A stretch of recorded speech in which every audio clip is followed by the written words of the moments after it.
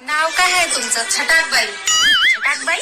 माय, तुम्ही तर आताच्या काळातले आहात आणि तुमचं नाव तर लईच जुनं ठेवलं. हो तुमचं बरोबर आहे, पण ते काय ना जेव्हा मी जन्मले होते तेव्हा घरामध्ये मी आईचं काही चलत नव्हतं.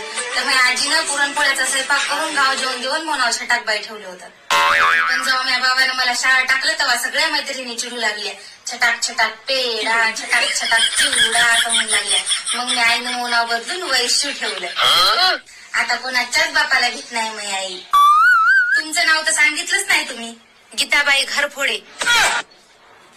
तुमचं आडनाव जरा डेंजरच आहे, पण काय नाही, आपल्या दोघीची मज्जा येईल. असं काय? हो, कारण आमचं आडनाव वाटलावे आहे. बरं, मग स्वयंपाक घरात आईनं काही शिकवलं की नाही तुम्हाला? हो, मी आईने स्वयंपाकघरात मला सगळं शिकवलं. लसण कसा सोलायचा, फोडणीचं सामान तयार करून द्यायचं, पिठाचा डब्बा द्यायचा, मिठाची घरणी द्यायची आणि गरम गरम चपात्या खायल्या की जेवायला बसायचं. मग आई म्हणते गरम गरम चपात्या होत आणि जेवायला बसल्यावर एका चपाती